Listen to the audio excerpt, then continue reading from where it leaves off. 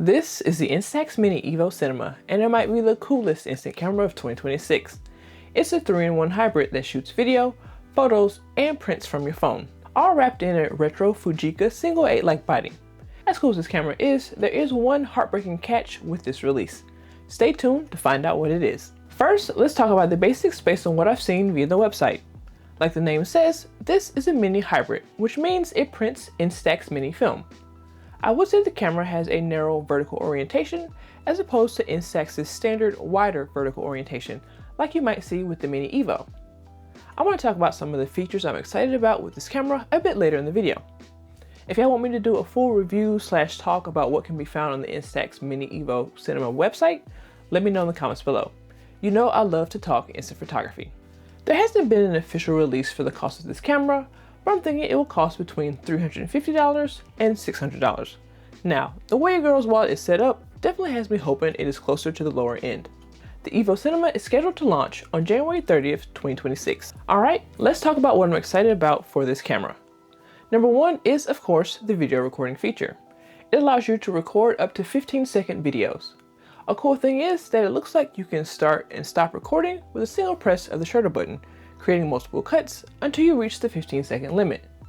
Now, you can create 30-second clips if you edit the video clips inside the Instax Mini Evo Cinema app. The app isn't currently available, but I'm assuming it will be available near or at the time of the camera launch.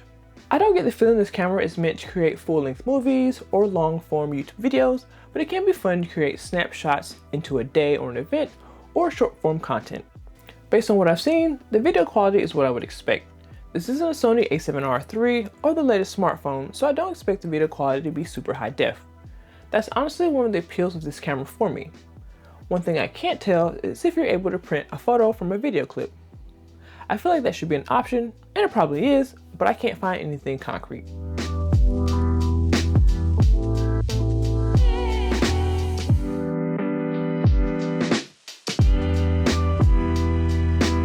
Staying on the line of the video features, let's talk about the era style. So think of the era's options as film effects. You may not know this, but the Evo line of cameras usually comes with 100 different effect combos. For instance, the Instax Mini Evo has 10 film effects and 10 dial effects. The Evo Cinema does something similar, except it has 10 eras and 10 different increments of the eras, leading to 100 different film looks. Instead of names like sepia and monochrome for the film effects, the Evo Cinemas are named after the decades. It starts in 1930 and goes all the way to 2020. Now, as an 80s baby, I'm excited to try out the 1980 and 1990 era effect. Think old school VHS or camcorder vibes. These effects are one of my favorite things about shooting hybrid cameras. I love being able to add my own touch of creativity to an image. The last video related feature I'm excited about is the different cinema based features. So I've talked about the eras effect, but you'll also be able to create posters for your video clip. The poster option is basically some templates that let you create a movie-like poster out of a photo. I wonder if there will only be a set number of templates, or if it'll be like the Mini Low Play Plus and its frame options. The Low Play Plus has a limited number of frames in camera, but you can find more frames in the Low Play app. Another cinema-based feature I like is that you can add opening and ending credits to your video clips. It looks like this has to be done in the app as well. There seems to be only 2 options for the opening and ending credits, but again, I wonder if you can get more options via the app. Now, if you don't know, Instax incorporates videos into their instant prints using QR codes. 2 things of note. 1, you have to allow the video to load to the server in order for you to see it via the QR code. That likely means you need to transfer the video to the app for it to be loaded to the server. I'm assuming you have to print a photo with a QR code before the video can be transferred. 2, the video will only be on the server for 2 years. Based on one of the videos, it seems like you'll be able to see the expiration date of the video in the app, so at least you know when it's coming up. Okay, this last feature I want to mention may seem a little minor, but hear me out. I'm really happy that there are some more tactile options for this camera. There is a physical on and off button. There is a toggle I can slide to go from video to photo mode. There is the Z dial to change between the different eras. And there's a satisfying print lever you can turn to print your image. As sleek as a touchscreen can be, it can also be a pain in the butt when it doesn't work properly. All the tactile options should also make it easier to use the camera without actually having to look at the camera every time you want to change a setting. Now, although there are a bunch of tactile options, the camera does come with a screen so you can see what you're shooting like the other mini cameras. I'm assuming the screen will also show you important information like battery level, how many prints you have left, etc. Speaking of tactile things, it appears the camera will come with a strap, a grip attachment, and a viewfinder attachment. On the website, there is also mention of a camera case accessory. Now there is a little asterisk indicating that the accessory will be sold separately. That's why I think the strap, the grip attachment, and the viewfinder are going to come with the camera because it has a special section for sold separately accessories. Actually, I like the look of this camera case, so it may be worth getting. The grip attachment is a nice addition to give you a little more comfort and confidence while holding the camera. Out of the three of these, I'm most excited about the viewfinder attachment. It actually addresses one of the concerns I have about this camera. Like I said, while there are some great features I'm excited about, I do have a couple of concerns. First, the screen brightness. This has been a complaint with the Evo line of cameras since as far as I've known. The screens are fine in not so bright light, but on really sunny days, they can be hard to near impossible to see.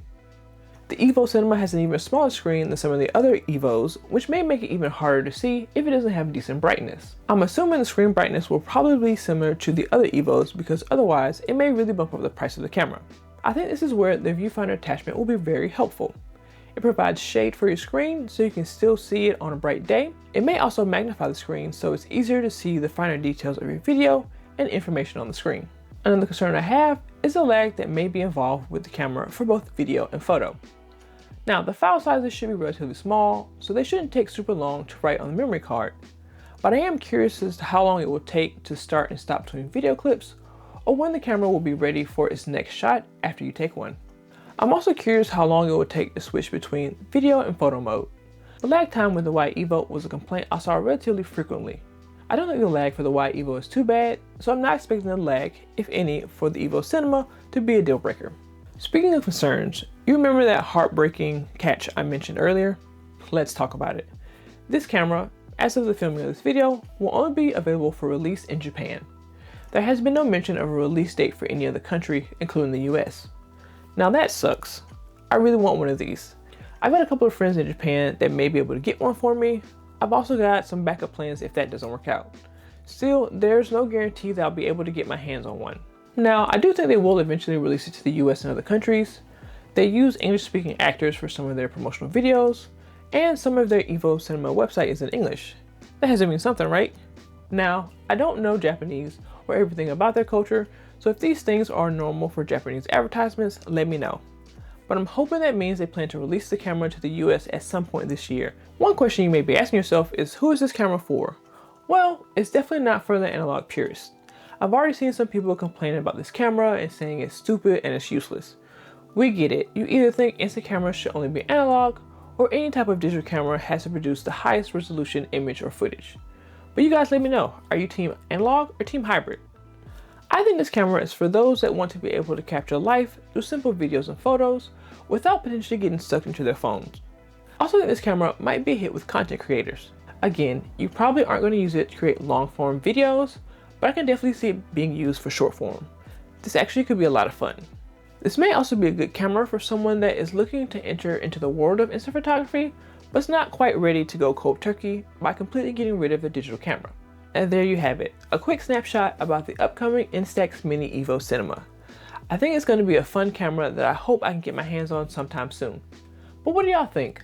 Let me know in the comments if you're going to try and get your hands on one. Don't forget to like, subscribe, and hit that bell icon if you want to see more videos about instant photography. Until next time, keep practicing, keep having fun, and I'll see you in the next video.